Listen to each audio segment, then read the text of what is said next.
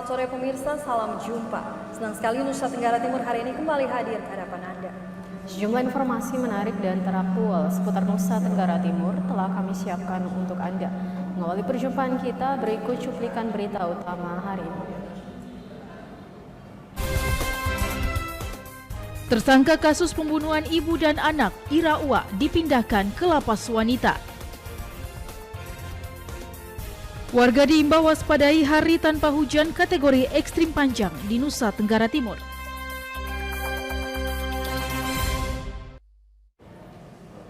Ya pemirsa, cuplikan berita utama tadi telah kami rangkai dengan sejumlah informasi menarik lainnya. Bersama saya, Vivi Habar. Dan saya, Irene Tumelu, Inilah Nusa Tenggara Timur hari ini selengkapnya untuk Anda.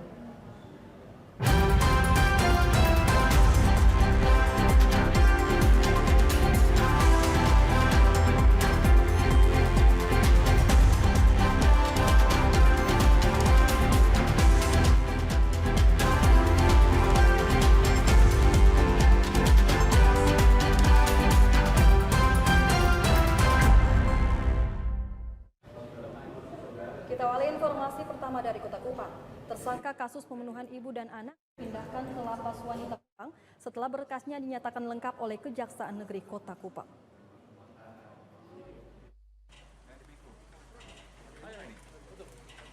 Dengan pengawalan ketat beberapa anggota Polwan dari Polda Nusa Tenggara Timur, tersangka Ira Astana Dewi Uwa alias Ira Uwa tiba di Kejari Kota Kupang Selasa 20 September 2022 sekitar pukul 14.00 waktu Indonesia Tengah.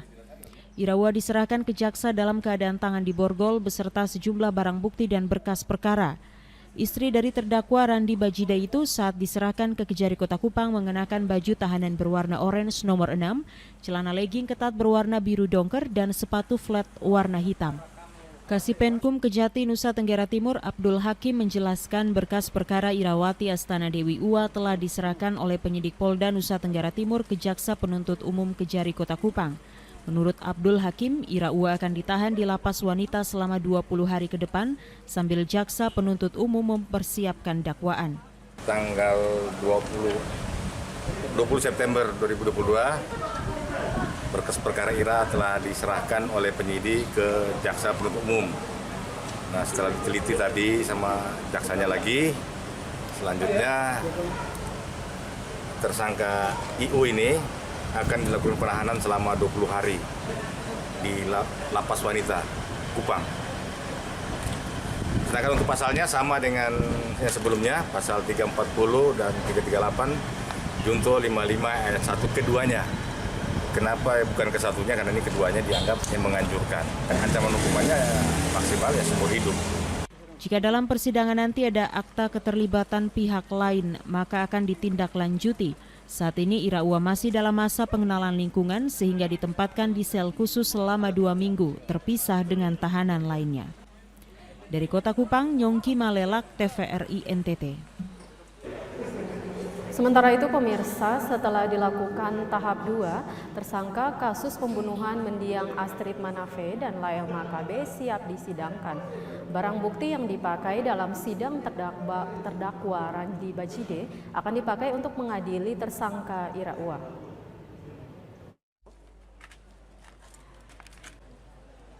Anggota tim akselerasi Polda Nusa Tenggara Timur AKBP Aldinan RJH Manurung mengatakan setelah dilakukan pemeriksaan terhadap 63 orang saksi dan 12 ahli, maka penyidik berhasil merampungkan berkas perkara tersangka Irawati Astana Dewi Uwa alias Ira Uwa. Terdakwa Randi Bajide juga merupakan saksi dalam berkas perkara tersangka Ira Uwa. Namun hingga saat ini terdakwa Randi Bajide belum bersedia memberikan keterangan, kendati dia adalah saksi kunci. Selain pemeriksaan saksi, penyidik juga telah mengumpulkan sejumlah barang bukti baru terkait keterlibatan Ira Uwa dalam kasus pembunuhan sadis tersebut. Menurut Aldinan, barang bukti yang digunakan untuk mengadili terdakwa Randi Bajide akan digunakan untuk sidang Ira Uwa. Dari hasil putusan pengadilan terhadap terdakwa Randi Bajide yang dihukum mati kemarin, salah satu poin penting putusan dari pengadilan adalah barang bukti dan alat bukti yang termaktub dalam perkara Randi Bajide akan diikutsertakan dalam pembuktian perkara saudari Ibu. Jadi secara langsung segala alat bukti ataupun barang bukti yang ada pada perkara Radi Bajide menjadi alat bukti dan barang bukti di perkara Iraua. Untuk diketahui, tersangka Iraua diganjar dengan pasal 340 KUHP dan 338 KUHP, pasal 80 Undang-Undang Perlindungan Anak, junto pasal 55 ayat 1 kedua KUHP dengan ancaman hukuman penjara seumur hidup. Dari Kota Kupang, Nyongki Malelak, TVRI NTT. Kita ke informasi lain, saudara. Berkurangnya kuota minyak tanah dari Pertamina ke agen di Kabupaten Nagekeo membuat masyarakat kesulitan untuk mendapatkan minyak tanah. Seperti di salah satu agen di Kota Mbai, dari sebelumnya 15 drum dikurangi menjadi 13 drum. Keadaan ini membuat pihak agen tidak bisa melayani kebutuhan masyarakat karena stok yang ada hanya bisa bertahan hingga 2 minggu, 1 minggu 2 hari saja, dan kondisi ini hampir terjadi setiap minggu.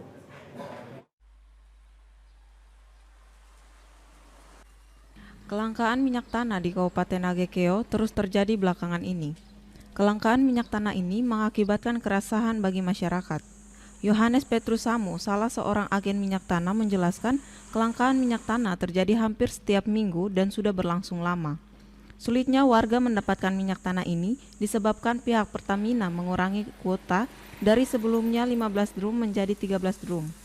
Kuota sebanyak 13 drum hanya bisa bertahan 1 hingga 2 hari saja, sehingga banyak masyarakat yang tidak kebagian minyak tanah. Ini sudah berkurang, biasanya 1 bulan kita dapat 15 drum, sekarang tinggal 13. Pasukannya dari mana? Dari Ende, dari yang tangki itu anggrek. Anggrek ya? Ya. Itu 1 liter mereka jual berapa? 1 liter kami jualnya 5.000. 5.000. Dari 13 drum itu berapa hari dia habis? Ya paling 2 hari saja karena waktu masuk langsung orang ramai-ramai datang. Sini. Pantauan di beberapa agen penjual minyak tanah, hampir 90% terjadi kelangkaan minyak tanah. Stok minyak tanah banyak yang kosong. Para penjual mengaku dalam seminggu hanya 1 kali dipasok dengan kuota yang terbatas. Dari Kabupaten Nagekeo, Doni Moni, TVRI NTT. Harga beras di pasar Bongawani Ende merangkak naik. Kenaikan terjadi di hampir semua jenis beras dengan kisaran Rp500 sampai Rp1.000 per kilogram.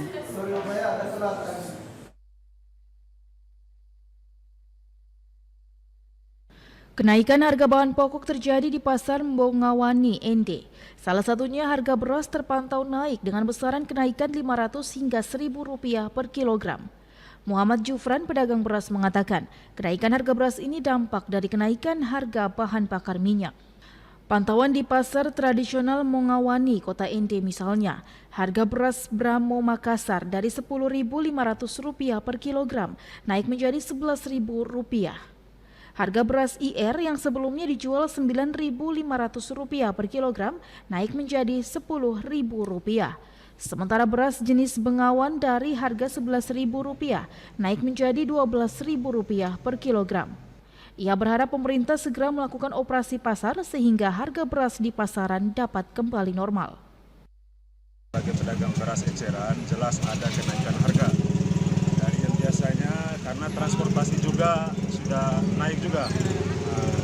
Jadi semuanya, bukan hanya beras juga, bahkan yang lain termasuk bawang merah juga kena dampaknya. Karena dari segi BBM ini, yang pertama dari transportasinya juga itu sudah naik. Ya mudah-mudahan sih pemerintah bisa menstabilkan kembali daripada harga BBM sehingga harga-harga semacam beras, bako dan lainnya bisa kembali stabil. Selain harga beras, harga bawang merah juga ikut naik. Dari sebelumnya Rp25.000 per kilogram, naik menjadi Rp35.000 per kilogram. Dari Kabupaten Ende, Obitani, TVRI NTT. Ya, sementara itu pemirsa, sebanyak 1.946 warga Kecamatan Kupang Timur menerima BLT BBM. Dana kompensasi BBM ini disalurkan oleh PT Pos Indonesia di 2 tempat di Kecamatan Kupang Timur.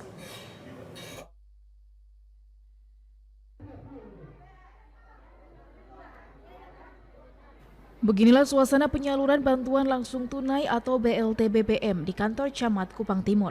Kendati baru sepekan masyarakat Kupang Timur ini menerima bantuan sosial reguler PKH dan BPNT, namun masyarakat kembali menerima dana BLT BBM. Dana kompensasi BBM ini disalurkan Pos Indonesia di 2 tempat di Kecamatan Kupang Timur, yakni di kantor Camat Kupang Timur dan kantor Kelurahan Naibonat. Sekretaris Kecamatan Yosafat Dokuebani mengatakan, penyaluran dana kompensasi BBM ini diberikan kepada 1.946 masyarakat dari 8 desa dan 5 kelurahan di Kecamatan Kupang Timur. Melihat jumlah penerima manfaat yang cukup banyak, pemerintah Kecamatan Kupang Timur berinisiatif menyediakan 2 tempat penyaluran, yakni kantor Kelurahan Naibonat dan kantor Camat Kupang Timur. Jumlah penerima manfaat 1.946 yang sekarang sementara dibagi per desa, per kelurahan. Desa ada 8 desa, kelurahan ada 5 kelurahan di Kecamatan Kupang Timur. Pembagian BLT dibagi di 2 tempat, 5 desa di 5 desa kelurahan di kantor kelurahan Naibonat, 8 desa kelurahan di aula kantor Kecamatan Kupang Timur. Sementara berjalan harus beberapa waktu atau sebentar lagi mungkin akan selesai dibagi. Yosafat berharap masyarakat penerima BLT BBM bisa memanfaatkan dana tersebut untuk kebutuhan sehari-hari dan jika lebih maka bisa dimanfaatkan untuk modal usaha. Dari Kabupaten Kupang, Kris Poto, TVRI NTT.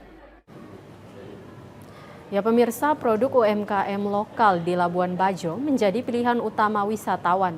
Tingginya minat wisatawan untuk membelanjakan produk usaha mikro kecil dan menengah berdampak pada peningkatan pendapatan UMKM lokal.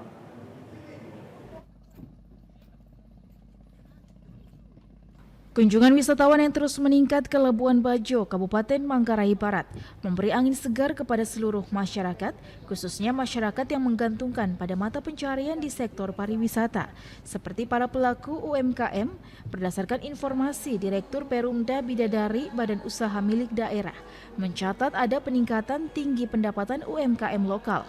Hal itu juga dilatar belakangi dengan banyaknya varian produk UMKM lokal baru yang juga banyak diminati oleh wisatawan yang berkunjung ke Labuan Bajo.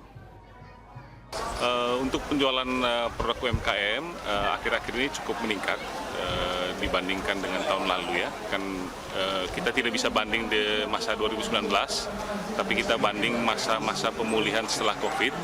Dibandingkan 2021 ke 2022 ini terjadi peningkatan yang cukup signifikan. Toko Perumda Bidadari yang bertempat di Bandara Komodo, Labuan Bajo. Jadi penjualan istilahnya omset penjualan di sana cukup meningkat, trennya naik, varian produknya sudah semakin banyak. Kalau dulu terbatas 1-2 varian, sekarang dengan banyaknya pelatihan-pelatihan dari Kementerian Pariwisata, beberapa kementerian lain juga banyak sering memberi latihan. Dampaknya adalah jumlah varian produknya semakin banyak. Dari Manggarai Barat, Alexandro Hatol, TVRI NTT.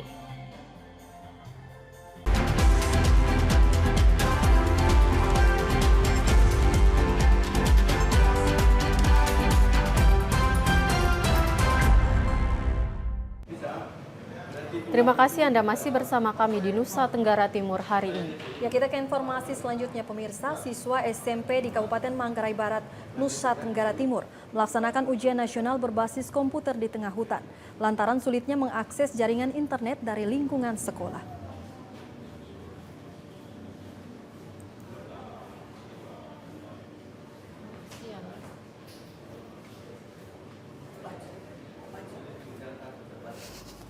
Inilah situasi kegiatan ujian para siswa kelas 8 SMP Negeri 6 Kecamatan Sanonggoang, Kabupaten Manggarai Barat yang dilaksanakan di tengah hutan.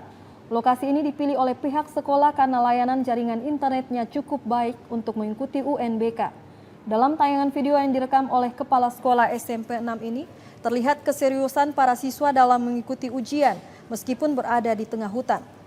Untuk sampai ke lokasi ini, para siswa harus berjalan kaki sejauh 7 km. Kondisi ini sudah berlangsung lama dan belum mendapat perhatian dari pemerintah Kabupaten Manggarai Barat, padahal pihak sekolah sudah berkoordinasi dengan pemerintah daerah setempat, namun belum mendapat respon. Para siswa berharap pemerintah daerah hingga pusat untuk menjawab kebutuhan sekolah terkait kebutuhan jaringan internet. Dari Manggarai Barat, Alexandro Hatol, TVRI NTT. Ya pemirsa, Komisi 3 Dewan Perwakilan Rakyat Daerah Kabupaten Kupang berkomitmen mengawal aspirasi mahasiswa terkait penyaluran bantuan seroja kepada masyarakat. Komisi 3 Dewan Perwakilan Rakyat Daerah Kabupaten Kupang berkomitmen mengawal sejumlah aspirasi yang sudah disampaikan oleh mahasiswa kepada pemerintah dan DPRD Kabupaten Kupang. Ketua Komisi 3 Desi Balovoe saat menemui para mahasiswa ketika berorasi di kantor DPRD Kabupaten Kupang mengatakan, sebagai Ketua Komisi yang membawahi Badan Penanggulangan Bencana Daerah atau BPBD Kabupaten Kupang, ia berkomitmen mengawal aspirasi mahasiswa yang dianggap mewakili masyarakat Kabupaten Kupang. Pihaknya akan melaporkan kepada pimpinan DPRD untuk kemudian mengambil langkah untuk melakukan rapat dengar pendapat dengan pemerintah, terutama BPBD Kabupaten Kupang. Ketua Komisi 3 berharap dengan rapat dengar pendapat bantuan seroja akan bisa tepat sasaran. Terkait tuntutan masyarakat agar DPRD segera membentuk pansus seroja, DPRD belum membentuk pansus karena saat ini proses penyaluran masih berlangsung. Saya pikir sebagai DPRD Kabupaten Kupang kami menerima dengan baik aspirasi yang disampaikan oleh masyarakat, lalu menyangkut hal-hal ini tentu nanti akan kami yang pertama, karena kami bukan pimpinan, tapi akan disampaikan kepada ketua dan wakil-wakil ketua. Kemudian tentu kami, saya sebagai ketua Komisi 3, nanti akan melanjutkannya dengan rapat dengar pendapat. Tetapi dari pertanyaan-pertanyaan yang mereka sampaikan, kami sudah menjawabnya dengan baik, dan saya pikir masa pendemo tadi cukup puas ketika kami memberikan penjelasan. Secara tegas bahwa kami di DPRD tidak ada pilihan lain.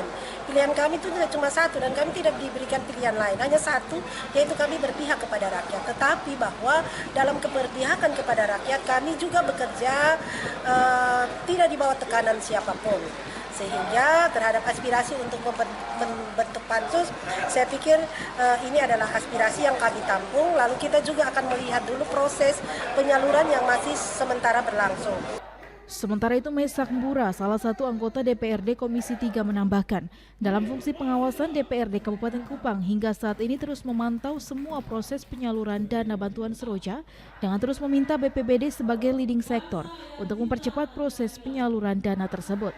Tetapi kemudian mahasiswa melakukan demonstrasi dan meminta DPRD untuk melakukan pengawasan terhadap proses penyaluran.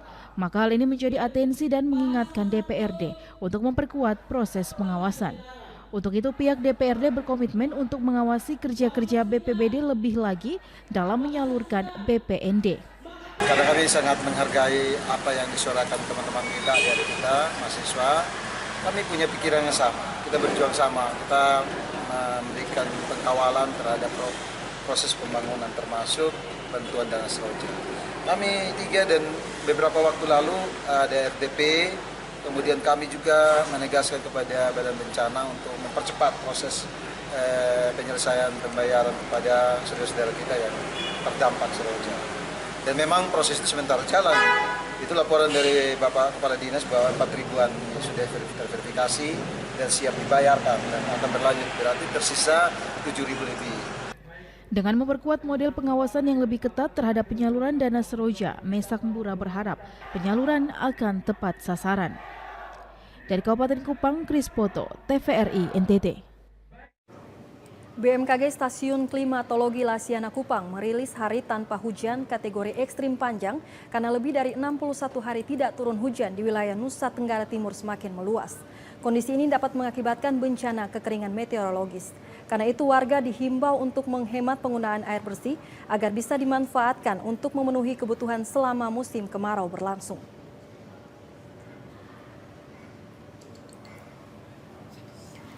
Kepala BMKG Stasiun Klimatologi Kupang Rahmatullah Aji mengatakan, berdasarkan hasil pemantauan hari tanpa hujan atau HTH berturut-turut Dasarian 2 September 2022 di Nusa Tenggara Timur, pada umumnya mengalami hari tanpa hujan dengan kategori menengah, yakni 11 sampai 20 hari. Namun ada sejumlah wilayah di Nusa Tenggara Timur telah mengalami hari tanpa hujan dengan kategori ekstrim panjang atau tidak turun hujan lebih dari 60 hari.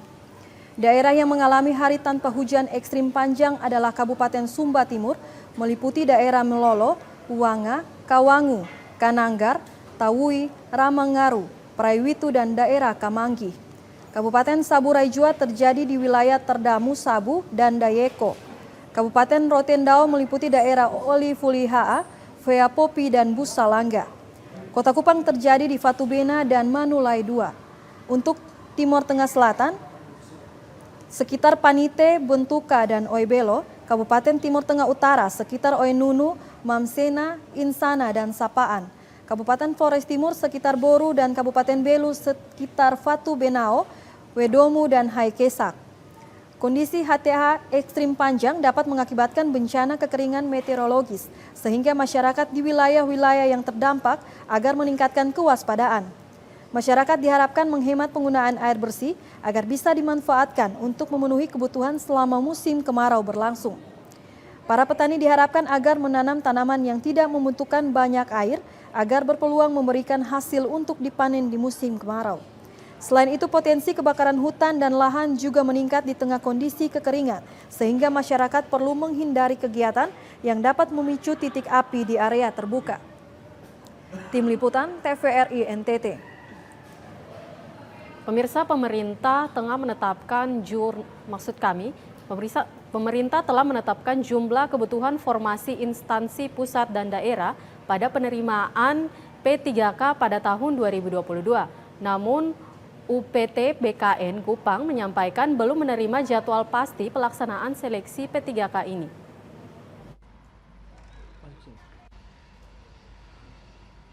Dalam pemenuhan kebutuhan pegawai instansi pemerintah pusat dan daerah, pemerintah akan membuka penerimaan P3K yang akan digelar serentak di seluruh Indonesia. Kementerian Pendayagunaan Aparatur Negara dan Reformasi Birokrasi melalui laman resminya telah merilis jumlah formasi kebutuhan ASN tahun 2022 sebanyak 530.028 dengan penjabaran formasi untuk instansi pusat sebanyak 90.690 dan 439.338 untuk instansi daerah di seluruh Indonesia. Kepala UPT BKN Kupang Waisul Korni menyebutkan, sampai sejauh ini jadwal pasti pelaksanaan seleksi P3K belum ditetapkan. Pada penerimaan kali ini, pemerintah masih berfokus pada penerimaan guru dan tenaga kesehatan sebagai pemenuhan arah kebijakan pemerintah dalam pelayanan dasar serta tenaga honorer kategori 2. Namun tidak menutup kemungkinan kepada masyarakat umum yang memiliki pengalaman bekerja untuk mengikuti seleksi P3K ini. Ia menambahkan fasilitas penyelenggaraan seleksi P3K maupun seleksi umum di UPT BKN Kupang telah memadai dengan menyediakan sebanyak 55 PC dengan aplikasi CAT. Dalam satu hari dengan 4 sesi dapat menampung 200 orang. Kalau P3K memang sama prosesnya, karena ini kan jabatan. Kalau yang guru itu dikhususkan guru itu dianukan oleh Dinas Pendidikan, Kementerian Pendidikan. Tetapi kalau yang non guru seperti kesehatan, tenaga teknis itu nanti sama dengan kayak penerimaan CPNS yang sebelum-sebelumnya. Tetapi yang diutamakan kan mereka yang sudah bekerja, istilahnya dulu yang sisa dari tenaga honorer yang dulu ya. Nah, gitu. Lebih lanjut, dia menyampaikan kepada masyarakat untuk lebih berhati-hati dan tidak terpengaruh oleh hasutan dari orang-orang yang tidak bertanggung jawab dalam menghadapi seleksi P3K kali ini. Persiapkan diri dan terus belajar. Simon Padang, Daniel Nama, TVRI NTT. Ya, sementara itu pemirsa, sebagai upaya mendeteksi dini warga Kecamatan Takari dari penyakit malaria, Puskesmas Takari menggelar screening malaria.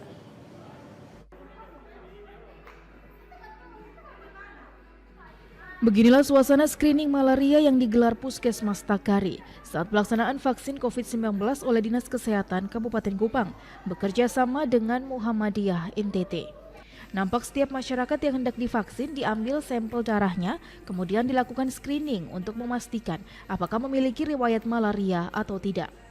PLT Kepala Puskesmas Takari Agnes Raro mengatakan, Puskesmas Takari sengaja melakukan screening malaria karena penyakit ini merupakan penyakit tidak menular yang perlu dideteksi lebih awal. Selain itu, masyarakat yang sulit dikumpulkan untuk melakukan screening sehingga Puskesmas memanfaatkan momen vaksin. Tahun 2022, Puskesmas Takari ditargetkan dengan 1.300 screening berdasarkan presentasi dari jumlah penduduk sehingga dari 1.300 screening yang disediakan dan baru mencapai 500 masyarakat yang telah di-screening. Dan dari 500 sampel yang sudah diambil, semua negatif tidak terpapar malaria. Dengan capaian tersebut, pihak Puskesmas Takari akan terus melakukan screening malaria bagi masyarakat Kecamatan Takari hingga menggenapi 1.300 sampel yang ditargetkan. Selain melakukan vaksinasi tadi, kami juga ada pemeriksaan screening malaria untuk masyarakat di Puskesmas Takari.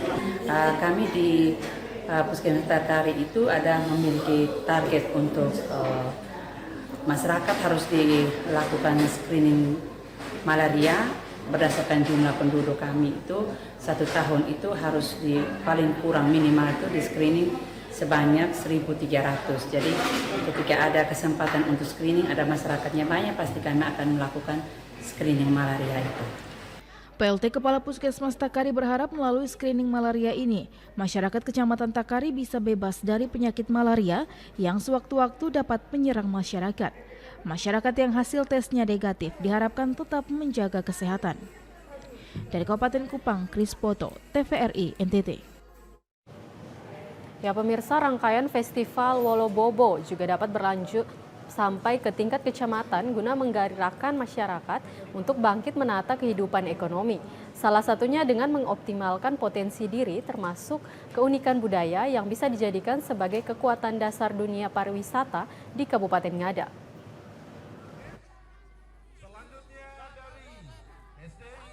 Dampak dari penyelenggaraan Festival Wolobobo kini mulai merambah ke tingkat kecamatan yang melibatkan anak-anak dan remaja serta orang dewasa. Dengan berbalut pakaian adat dari berbagai macam suku, warga Kecamatan Aimere menggelar karnaval budaya sebagai ungkapan kesiapan mereka dalam menjadikan Kabupaten Ngada sebagai salah satu daerah tujuan wisata internasional. Karnaval budaya dengan melibatkan busana suku dari kabupaten lainnya merupakan ungkapan persatuan dan cinta akan budaya sendiri serta menjadi dasar untuk membangun perekonomian masyarakat dengan mengedepankan kearifan lokal yang unik serta menarik. Salah seorang guru SDI Lekogoko, Pius Leta mengungkapkan bahwa sudah saatnya anak didik dipersiapkan dari sekarang untuk melihat peluang pengembangan pariwisata dengan mencintai serta melestarikan budaya sendiri untuk dijadikan sebagai daya tarik bagi wisatawan agar bisa berkunjung ke Kabupaten Ngada. Berkaitan dengan minat anak, ini terbawa dalam situasi nuansa budaya ini karena kebiasaan mereka dibawa dari orang tua dan anak-anak, dan kemudian di sekolah ditambah dengan bimbingan yang dalam hal ini muatan lokal yang berada di sekolah. Lokal yang berada di sekolah, dan kemudian ini dibuat secara berkesinambungan sehingga hal-hal yang berkaitan dengan budaya ini senantiasa disampaikan ke mereka karena memang ini dianggap penting ditanamkan terhadap mereka. Untuk kita lihat buktinya tadi mereka sangat mencintai budaya. Bupati Ngada Andreas Paru berterima kasih kepada masyarakat yang dengan keikhlasan hati mendukung program pemerintah daerah untuk memulihkan ekonomi dari sektor pariwisata serta pengembangan usaha berbasis kearifan lokal dengan membudayakan pangan dan minuman lokal yang memiliki nilai jual yang tinggi. Kegiatan ini sungguh-sungguh mendapat apresiasi yang luar biasa. Masyarakat, komunitas, kemudian semua aparat kecamatan, desa, juga BUMN, BUMD. Jadi ini luar biasa, dan ini terlihat dengan berapa banyak UMKM yang berada di tingkat kecamatan yang dipamerkan bahkan dipasarkan. Jadi antusiasnya luar biasa. Malam ini kita bisa lihat sendiri jumlah manusia yang hadir di sini kurang lebih 3.000 sampai 4.000 orang. Ini mau memberikan informasi kepada kita bahwa kegiatan ini sungguh-sungguh membawa dampak yang positif. Yang pertama, era pasca COVID-19, saat ini dengan kegiatan Bolo-Bobo Mengada Festival, kita ingin bangkitkan, kembalikan situasi yang tadi benar-benar tiarap karena COVID, tetapi dengan kegiatan ini akan memulai memotivasi kembali masyarakat untuk kembali bangkit, sehingga perekonomian akan pulih secara perlahan dan mudah-mudahan bisa kembali seperti pada tahun-tahun 2019 dan selanjutnya. Bupati bersama Wakil Bupati Ngada serta rombongan juga menyempatkan diri melihat dan mencicipi hasil olahan pangan lokal serta minuman tradisional yang sudah diolah secara menarik, serta melihat langsung hasil kerajinan masyarakat dan siswa sekolah menengah pertama dan atas dalam bentuk olahan dari bahan baku alami dan unik untuk dibeli.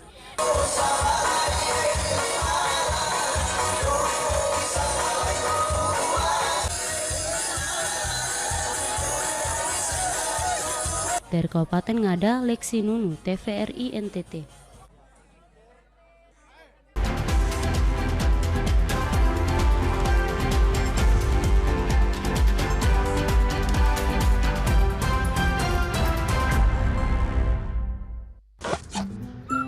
Kanan dikit.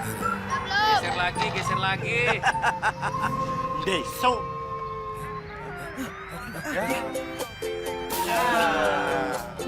Besok. Ya. Besok.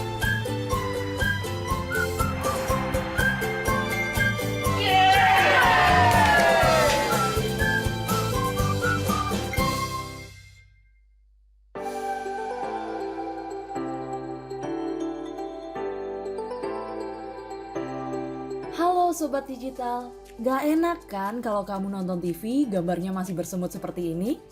Tambahkan set-top box di perangkat analog kamu untuk menonton siaran TV digital. Beli set-top box bisa di toko online atau di marketplace. Bisa juga beli di toko elektronik sekitar tempat tinggal kamu. Cara pemasangan set-top box agar perangkat analog kamu dapat menangkap siaran TV digital berikut caranya. Sambungkan kabel RCA berwarna kuning, merah, dan putih sesuai warnanya pada set-top box juga pada perangkat analog kamu. Sambungkan juga kabel antena UHF kamu ke set-top box. Lalu sambung kabel power set-top box pada sumber listrik. Nyalakan set-top box menggunakan remote. Pilih menu AV pada perangkat analog kamu. Saat muncul menu panduan instalasi, pilih channel search atau pencarian siaran. Tunggu prosesnya sampai selesai ya. Dan kamu sudah siap menyaksikan siaran televisi digital. Dan gratis tanpa berlangganan.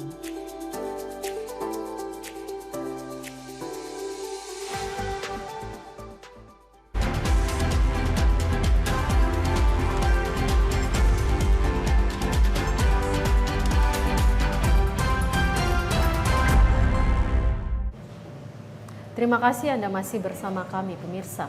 Ya pemirsa, perkampungan adat masyarakat Kodi Bahlagar, yaitu Kampung Wainyapu di Kabupaten Sumba Barat Daya terbakar. Kebakaran menghanguskan 34 unit rumah adat. Tidak ada korban jiwa dalam peristiwa tersebut, namun seluruh bangunan rumah adat ludes dilalap api.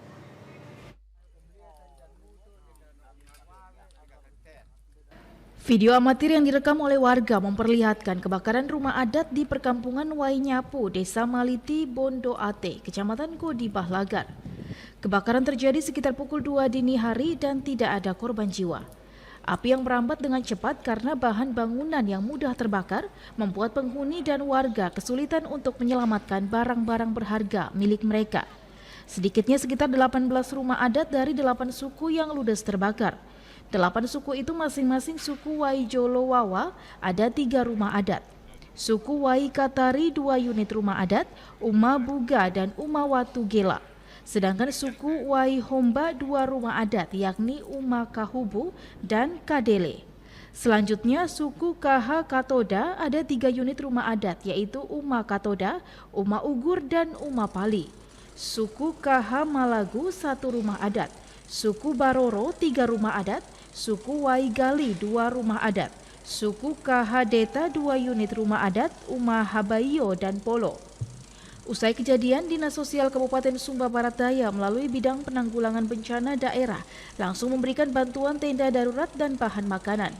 Kepala Dinas Sosial Kabupaten Sumba Barat Daya, Lukas Patimone mengatakan, bantuan dari Dinas Sosial sifatnya tanggap darurat sambil menunggu langkah-langkah lebih lanjut yang diperintahkan oleh Bupati Sumba Barat Daya. Hiburan awal kepada khusus warga korban di Kampung Menyapu, Kecamatan Kebelakan.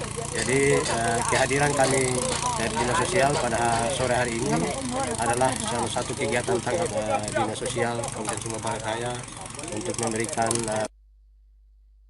Dari Kabupaten Sumba Barat Daya, Freddy Ladi, TVRI NTT.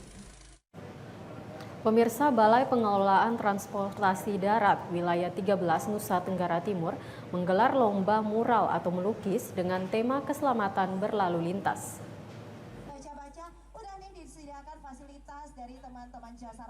Lomba mural atau melukis yang digelar di Pantai Layalai Bisikopan ini adalah bagian dari sosialisasi tertib berlalu lintas. Kegiatan ini dibuka untuk umum, namun hanya 10 peserta yang berpartisipasi dalam kegiatan ini, baik secara kelompok maupun perorangan. Kegiatan dalam rangka menyongsong Pekan Nasional Keselamatan Jalan ini sebelumnya sudah dilaksanakan dengan menggelar sosialisasi tertib berlalu lintas di sekolah dan masyarakat umum. Kepala Balai Pengelolaan Transportasi Darat 13 Nusa Tenggara Timur, Tito Gesit Utiarto menyampaikan bahwa kegiatan ini digelar untuk memberikan informasi luas kepada masyarakat tentang keselamatan berlalu lintas pada transportasi darat. Kegiatan Pekan Nasional Keselamatan Jalan juga merupakan rangkaian dari peringatan Harbolnas, di mana itu juga sebagai salah satu upaya bagi kami dari Ditjen Perhubungan Darat untuk juga memberikan kepada masyarakat luas dan lebih lagi kepada kaum muda, remaja, anak-anak tentang pentingnya kesadaran tertib lalu lintas untuk tujuan keselamatan. Macam-macam bentuknya, formatnya, ada yang diperuntukkan bagi anak-anak usia sekolah, tamat kanak-kanak, sekolah dasar, SMP, dan remaja pada umumnya. Jadi ada mengenai pengetahuan umum tentang berlalu lintas, ada juga mengenai permainan anak-anak yang bertemakan lalu lintas, keselamatan, dan juga ada kegiatan untuk remaja, misalkan kegiatan lukis atau mural dengan tema juga mengenai transportasi atau keselamatan lalu lintas. Kegiatan ini juga melibatkan pihak kepolisian, Jasara Harja, dan Dinas Perhubungan Provinsi Nusa Tenggara Timur. Dari Kota Kupang, Yongki Malelak, TVRI NTT.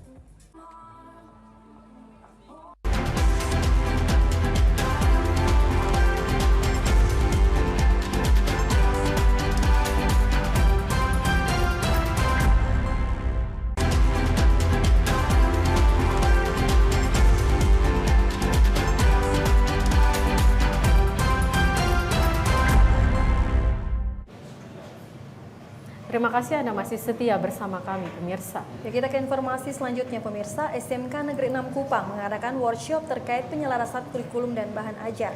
Hal ini merupakan bentuk MOU dari program SMK Pusat Keunggulan atau Center of Excellence 2022 dan TVRI NTT.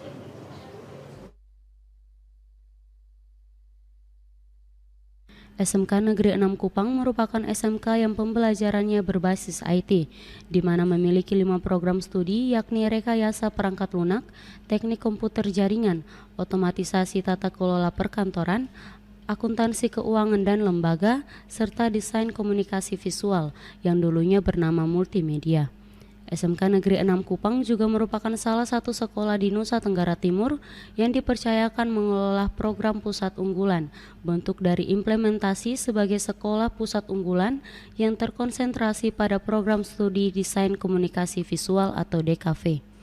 Maka hal ini menjadikan SMK Negeri 6 Kupang melakukan kerjasama dengan TVRI Nusa Tenggara Timur.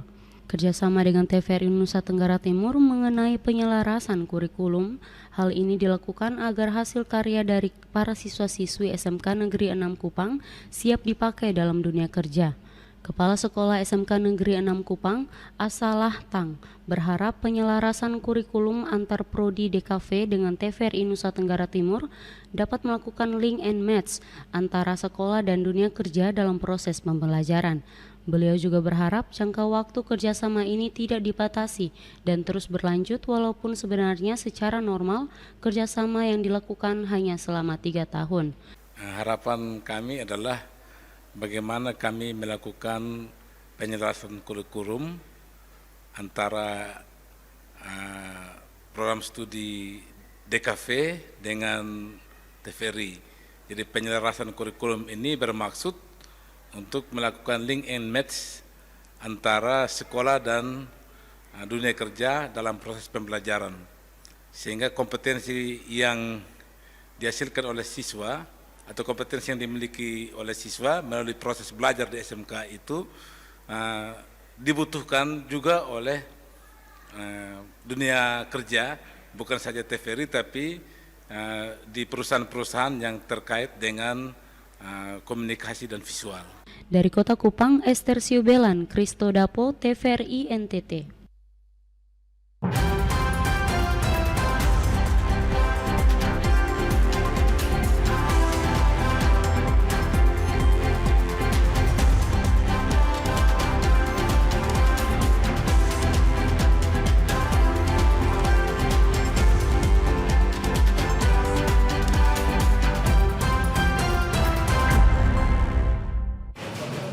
Ya pemirsa, informasi tadi sekaligus mengakhiri perjumpaan kita hari ini. Kami kembali mengajak Anda untuk terus mentaati protokol kesehatan guna mencegah penyebaran COVID-19. Ya pemirsa, mari beralih ke TV digital untuk kualitas yang lebih baik. Terus saksikan Nusa Tenggara Timur hari ini yang menyajikan informasi secara santun, lugas, dan berimbang hanya di TVRI NTT Media Pemersatu Bangsa. Akhir kata, saya Irene Tumeluk. Ya, dan saya Vivi Haba. Mewakili seluruh kerabat kerja yang bertugas mengucapkan terima kasih atas kebersamaan Anda. Selamat petang dan sampai jumpa.